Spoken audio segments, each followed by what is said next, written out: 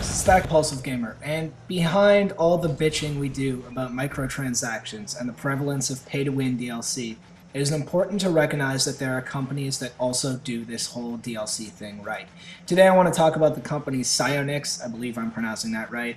They're the developers of Rocket League, which you may have heard of. It's basically a soccer game with cars. It's available, I believe, right now on PS4 and PC. I certainly have it on PS4 because of PlayStation Plus a few months ago.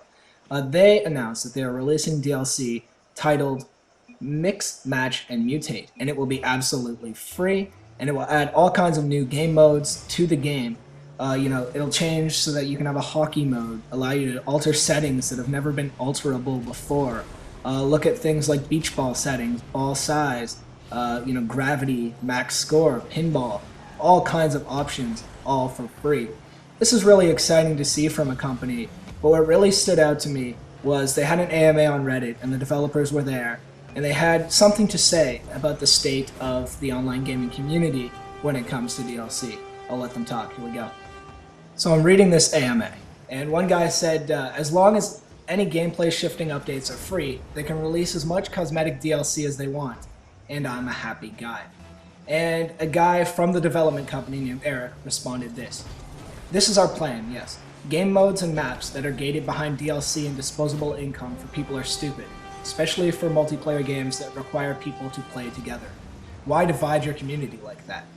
Our paid DLC will only ever be cosmetic stuff that if you like you can buy, and then if not it's no big deal. You can still play with your friends. And I think that is one of the most awesome sentences or group of sentences, paragraph, that I've read in the last little while when it comes to DLC. At a time where most game companies seem to be shifting further and further towards microtransaction control and intentionally dividing the player base in order to get you to shell out a bit more money, it is just absurdly refreshing to see this from a game developer and see this from a game that, yes, only costs $20 and is a fair price for what they are giving you. I'm sucking the dick of the game a lot right here, but it deserves it, and this is the kind of stuff that we as a community have to get behind.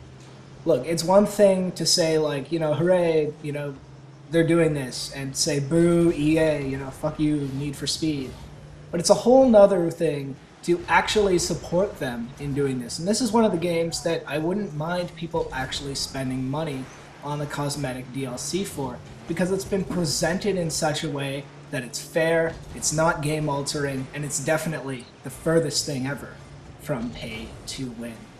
They realize that in a multiplayer game, it should be about community. It's all about that sense of community, that bringing people together, that so many companies forget when they search for profit. And I hope that they will be rewarded for this by a profitable game, by a successful game. It certainly has earned them a lot of good favor, and they are deserving of that. It's fantastic to see. Look, it would be easy for them to have gone the other route and introduced a car that is more powerful, it's faster than the other cars, and therefore gives you an edge if you buy it. And despite the outcry from Reddit and some little subsections of the internet, I guarantee you that a lot of people would have bought it. Here's the thing about Reddit and the hive mind, and just the internet, Twitter, forums in general, is that you surround yourself with very similar people who feel the same way. Oftentimes these people are extremely passionate about gaming. Those are the people who, like you probably, really care about the state of the gaming industry. They care about the introduction of more and more DLC. They care about reliance on microtransactions. And when you surround yourself with all these similarly minded people, you often forget that you're probably a small minority of gamers. Think about your friends in real life. Probably most of you have some friends that also play video games who aren't as into it as you are. I mean, you're here 4.5 minutes in to or at least 4.5 minutes in to a video about Rocket League and how it's doing DLC right. Not every gamer spends their time on YouTube searching things through. We are a subsection of that community. So we can't forget that, right? That's why companies do that kind of thing, where they say, look at this fast car that's so fancy that you have to buy for $6, is because, well, there's maybe an outcry on the internet. Your average consumer might stomach it, might buy it. You know, maybe because we have a lot of kids in the gaming community, some kid will convince their mom that, you know, Mom, I really, really need this car. And Mom will say, well, if it shuts you up for another 30 hours, you know, here you go, here's your $10. And all of a sudden, you know, companies are making bank off the backs of the very gamers who really care about the industry. So I went on a little bit of a tangent slash rant there, but I'm just really, really happy to see a game, Rocket League, again, that I got for free on PlayStation Network, on PlayStation Plus. I haven't paid a cent for this game. However, when they release their DLC, that is cosmetic. That comes with other cars that are, you know, at the same level. You know, all the stats are the same as the other cars. I would consider supporting it because this is the kind of company I want to see succeed. And, you know, we'll see as they grow and as they change, if they stay rooted in this belief that you don't want to divide your player base and that you don't want pay to win. We'll see if they stay that way. For the sake of the online gaming community, I hope they do. And I hope they prove to every other small developer out there who's trying to figure out how to make their game profitable that doing it right can be done. And that doing it in a way that supports the players and making games for the players and for friends to come together is a very doable thing and will work for your game.